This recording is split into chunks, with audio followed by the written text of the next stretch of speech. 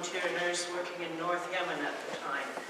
And that certainly was a big eye-opener for me, just to see the poverty that was there, to see the culture and the differences, and so many things that were so different than what I had ever experienced or knew about before. And it helped me learn and understand. I remember one of my early experiences of I was working on a pediatric unit in this hospital, and the babies that were malnourished, totally just nothing to them. And there was this young woman who had this little infant that was dying from malnutrition. And she was wearing gold bracelets and gold around her neck, and I'm thinking, how could you do that? How could you let your child become so malnourished? And obviously, you know, you have some money, you have all of this gold that you're wearing. I had no understanding about this young woman's experience until later on, when I learned that, of course, she was married when she was 12, 13 years old. She had no education. She had no control over herself, what she did. She had no control over, you know, any finances in the family. She was wearing the gold because that's what she got when she got married. That was her only security. If her husband divorced her, she had nothing. She couldn't go home, she couldn't go anywhere. She had no way of understanding how to feed that baby. And of course that was the time of the bottle feeding, you know, that you feed your babies bottled milk and they'll be fat and healthy, you know, which many, many, many children died from that.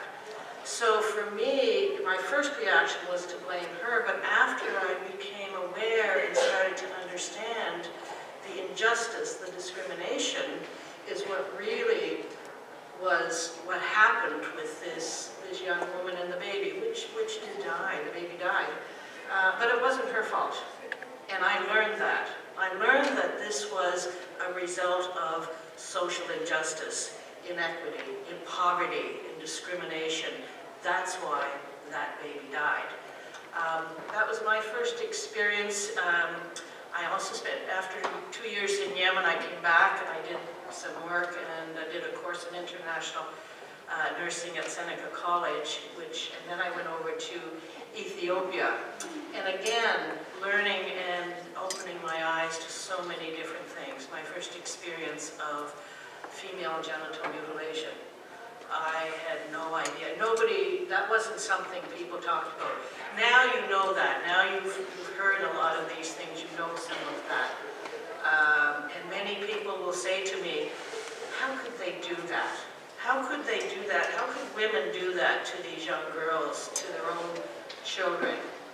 Well, if they don't, these girls are not going to get married. And if they don't get married, they are abandoned. They have nothing. Absolutely nothing. If they cannot get married and produce children, they have nothing left. And so it is the society, the attitude that perpetuates this injustice. That's changing today because people are starting to understand the root causes of this. But it wasn't, at the time, I didn't really understand. And it was sort of like, you know, how could you do that? But asking why, beginning to understand is very, very important. I had another experience in Ethiopia working in a famine relief camp. And you just saw thousands of people starving without food. I had one day when I was driving from one camp to another camp, and in the morning there was this woman and children on the side of the road and didn't pay attention. Coming back at the end of the day, they were still sitting there. And I said to the driver, we better stop and see what's going on. So here was this woman with 3 children. One of them was dead. The other one, we picked them up and took them to the camp. The other one died on the way. And so the mother and the child was left. They had gone to one camp. They weighed the children. They were not yet malnourished enough, and they got turned away. In the process of walking to the other camp, they died. The father died, another child died, 3 of the children died. And you know, that's where the passion comes from. But that night I was listening to the radio, BBC, talking about Pepsi-Cola and Coca-Cola were in a competition to who could develop the first can that would go into outer space. And I thought, if those children had one can of pop that day, they would have survived enough. So what are we doing? They're spending billions of dollars on getting pop to outer space, and yet these children are dying.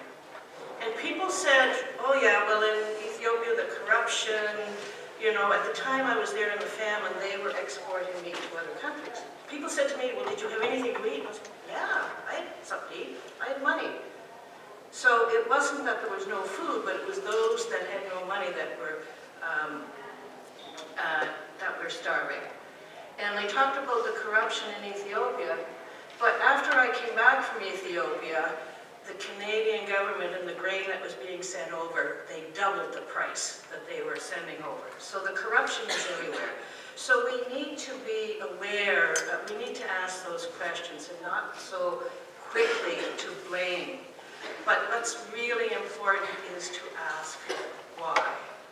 We tend to make judgments, we tend to see what we see and base our judgments on what we see without asking why.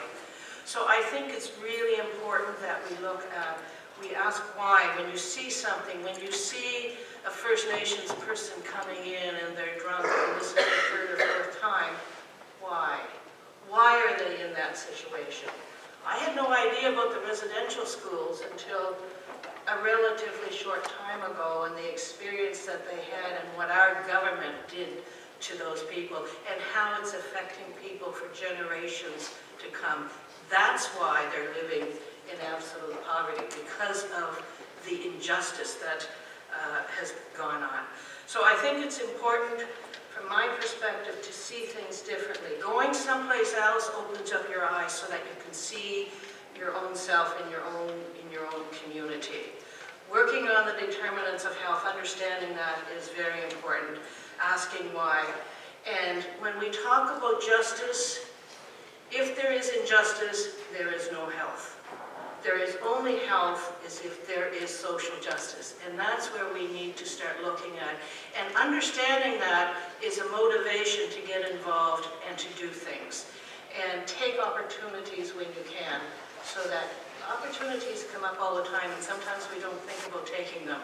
I was asked to be chair of the new District Health Authority, and I thought, oh no, I shouldn't do that. I got involved and made a difference, and we focused on the determinants of health. So get involved, take those opportunities to learn, ask why. In your assessments in the clinical area, everybody's talking about clinical area, there is injustice there. You can ask, why is that the case? And when you understand why, then you can work to bring about change. So I think I better leave it there.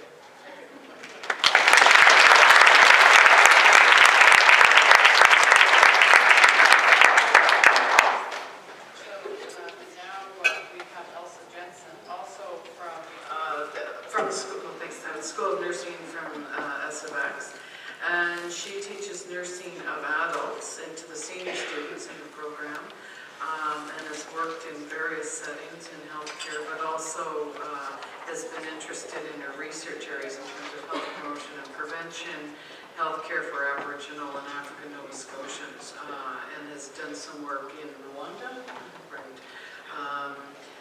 And you're going back there next September? Or this September? September, but also this March. Oh, okay, so with students. So great opportunity for those of you who didn't know about that over there for SFX. Oh, you're already going. Okay, so we'll have you talk about that. Okay, well, thank you, and over to you, Jana. Thank you very much for having me. This is wonderful to be here.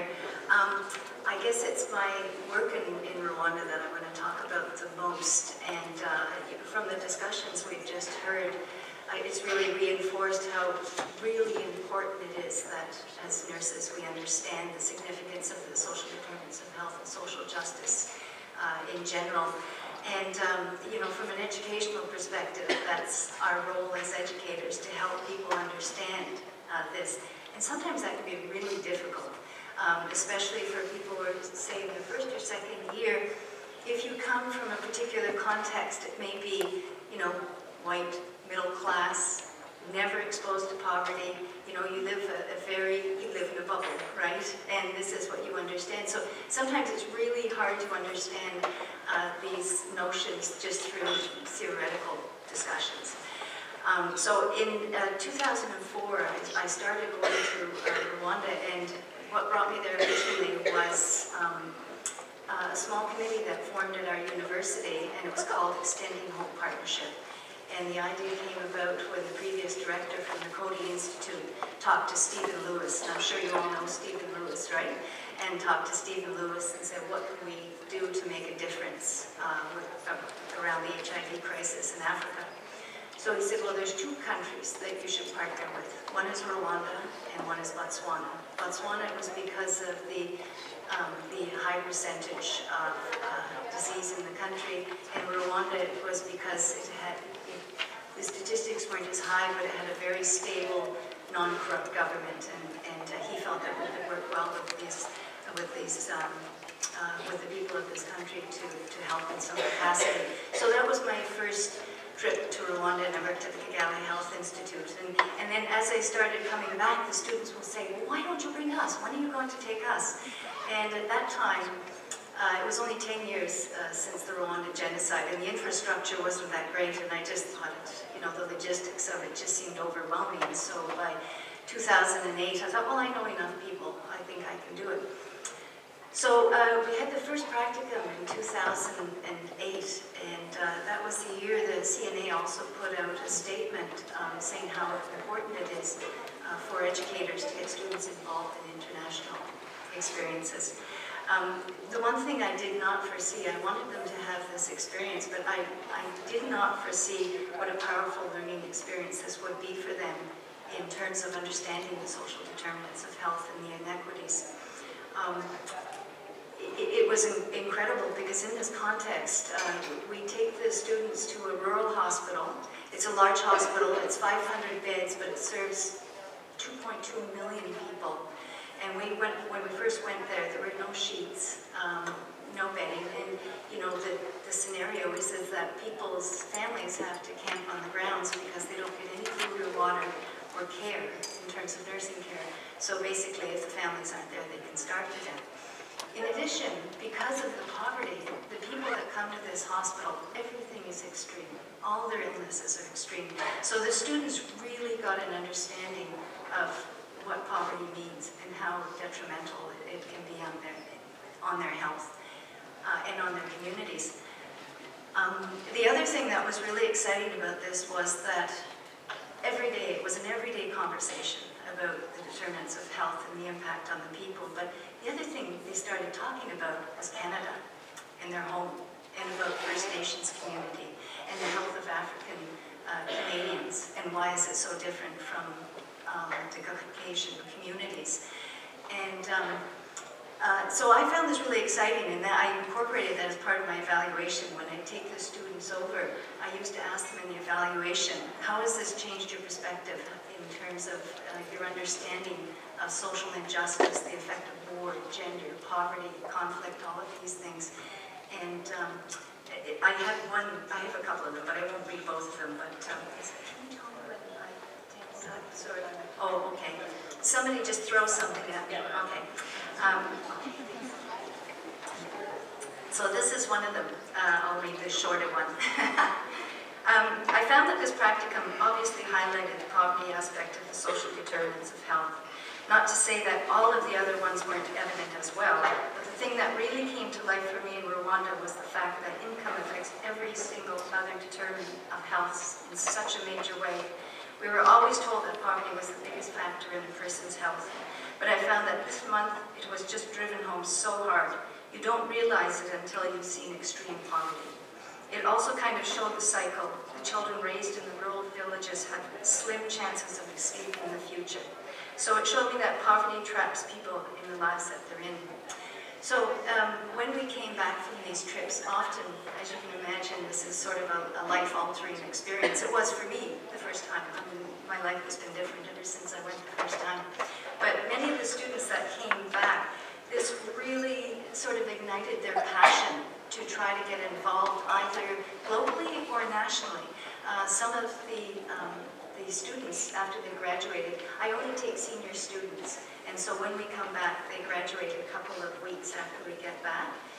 Every year, one of them has applied for an internship with the Coady International Institute and gone back to Rwanda for a 6-month placement. And often it's had an impact on what they've done with their life. One person in particular who came the first year I went was very interested in HIV/AIDS.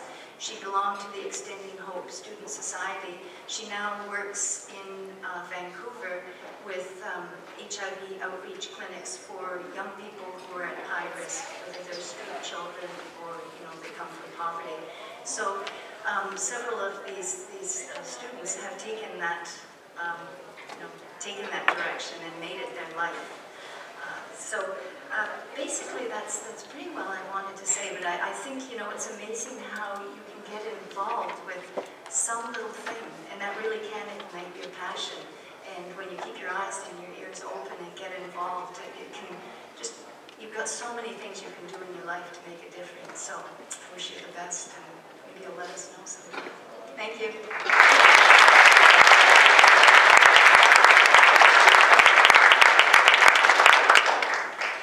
So we've heard from people that have been risk takers, that have thought outside the box right from the very beginning in terms of getting experiences, that their pathway, their career pathway, has been passionate, and it's been a journey, and it's not ending. So you don't have to have it all figured out, what you want to be when you grow up, because we're still figuring it out, right? I'm a nurse as well, but never worked in a hospital, never. As soon as I got trained, I was out. Didn't know what I was going to do, but I knew I did want to work in a hospital. And from the very beginning, I was very young when we were taken out of the city to a very rural area. My mom was a public health nurse, my dad was a doctor. And the school I went to was a one-room school, didn't have running water. None of the kids had hot water. And the teacher, first day or so, said, it's good to have a bath once a week. So I went home and said, enough this bath every night. My teacher says once a week.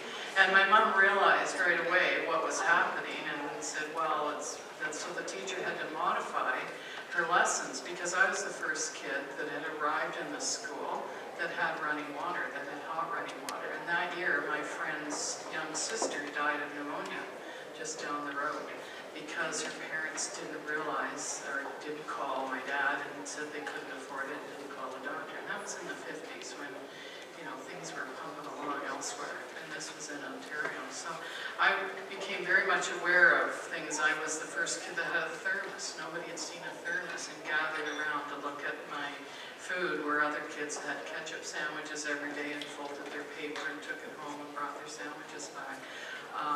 So it was a good experience for me to be raised that way, because you can quickly become quite blind to some of this. My first passionate experience was in very rural Mexico, where a family came because a little child had been bitten by a scorpion. And when they unwrapped the baby had full-blown tuberculosis.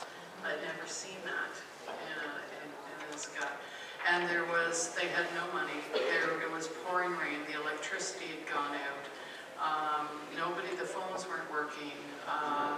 And the doctors had brought some medication from Acapulco. And I remember thinking, the poverty, the rain, the sewers were overflowing, everything was flowing down the streets, the smell was terrible, there was no lights, and I thought, okay, well, this is it.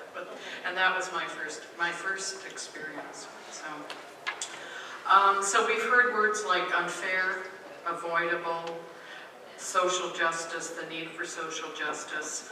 And when you hear our voices crack or waver, that's not a point of weakness, it's a point of strength. What you hear are voices of strength and leadership, because they're voices that understand the anger, the frustration, the injustice, and also the grief and sadness that we sometimes see in those injustices. So now I'm going to go and I'm going to ask you guys, if you think of the word equity or inequity, what are some words that come to mind? Number one. And number two, when you go out for a drink or you go home next week and you talk to your friends, what's the one thing you're going to remember about this session? what are some, what we would call them take-home messages in French? Laissons prendre chez nous, I don't know. But, can you put that slide up as well?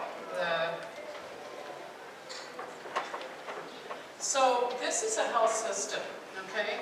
Not the healthcare system. The healthcare system's down at the bottom. Service, treatment, program deliver, community interventions. That's kind of where you're thinking right now. You're in the hospital, you might do some community health work. But see that column called social determinants? That's where all of these people work, in the area of social determinants. Whether it's in an acute care setting, whether they're teaching, whether they're doing research for development. But this is your world as a future nurse. You can work in the area of health and human resource planning. You could be working in the planning at the district health or the regional health authority, where you're looking at how do we allocate the resources more fairly. You could be looking at what's the evidence for policy and programs, so get into research. What are you collecting? What about all that stuff you write down and gets collected and put into files and sent up and summarized, and then sometimes you read a report from Stats Canada? Well, nurses can get involved in analyzing that data, taking that evidence, developing programs and policies. And then from a clinical point of view, what's the evidence that guides you in your practice? Is it the best evidence, the best practices, and are you carrying that out? Or are you not? And you can be an advocate for that. And you can also be looking at being the thorn in the side of people in transportation policy, some of the nurses that were working in food security. So what's the health impact of a transportation policy? I've worked in the government where I was looking at that and advocating for airbags and seat belts and tobacco, etc.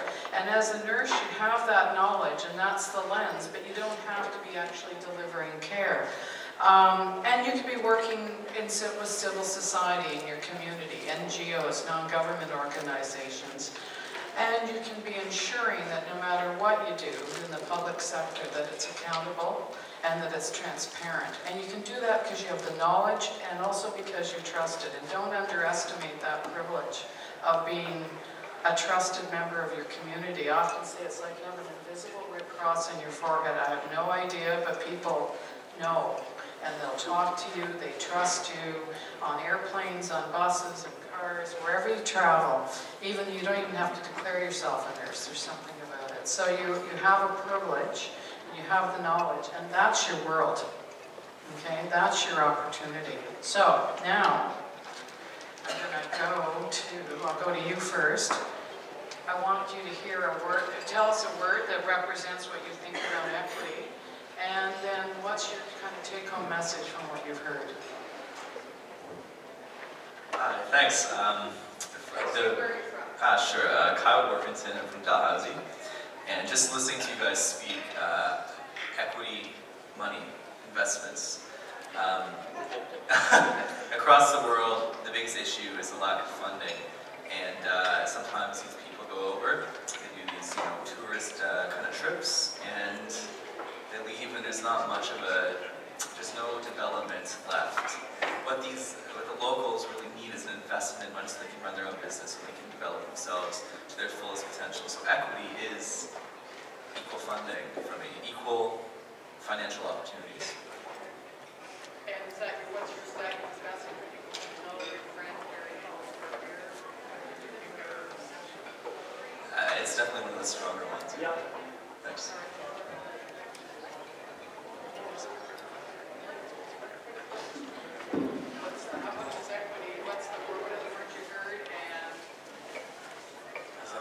Well, for me,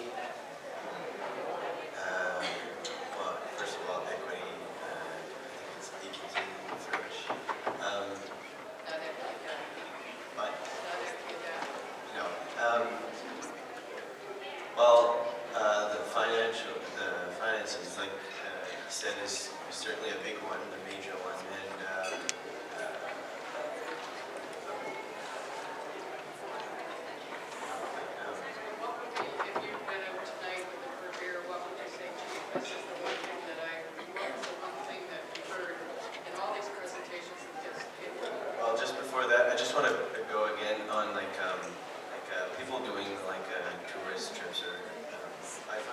actually interesting because tourists, like, if they go for humanitarian missions, often they will also do recreational activities on that and spend money and having fun, but those are also local businesses that can also grow.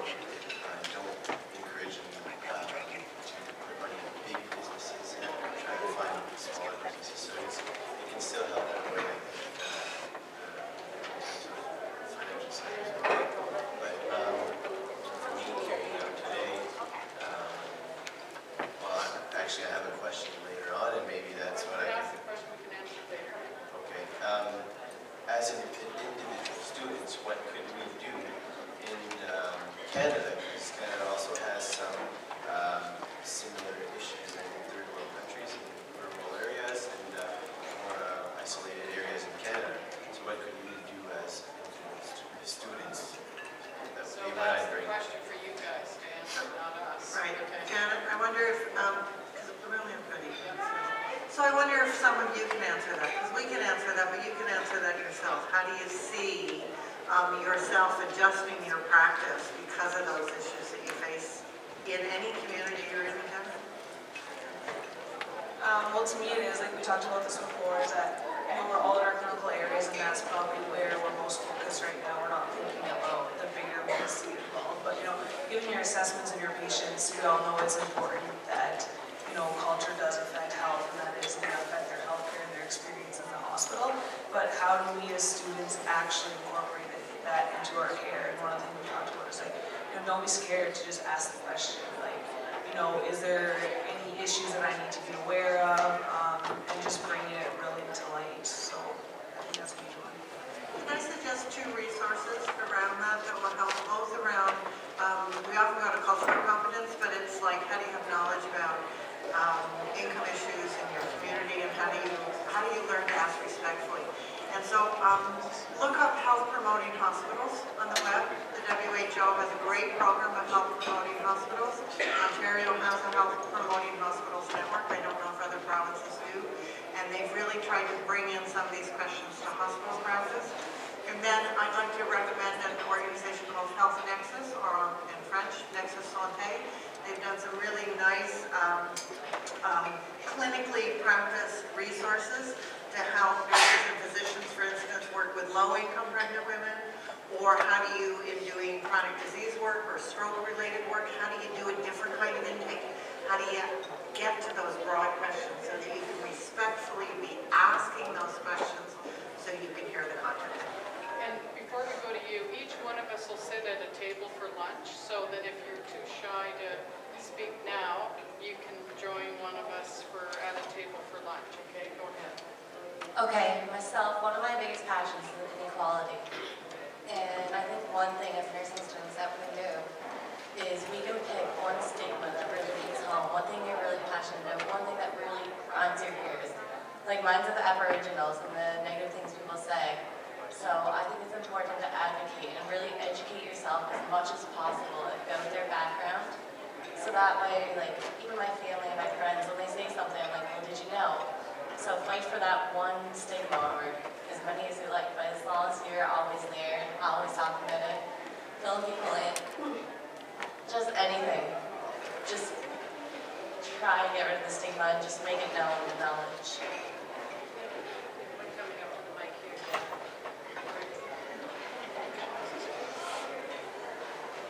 I'm Danielle, I'm from Dalhousie University too. I think one of the things that we as nurses don't do enough of is exactly what you guys have done today, and that is share our experiences with each other. Talk about the things we're passionate about. If we're passionate about addressing the social determinants of health in our practice, then it's important that we talk about how we do that and encourage our colleagues to do the same. So I would say one of the keys to sort of addressing the social determinants of health, global health, local global health, is to encourage people and share your stories about what you're doing and why you're passionate about that, and encourage people to do the same.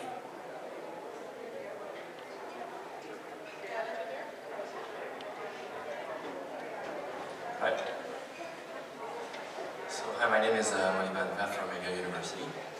I'm just concerned a little bit about global health at some point because we're in this society where we're driven to gain money, and you know you finish your studies, you work, you want to have money, you want to feed your family, and you want to have your home.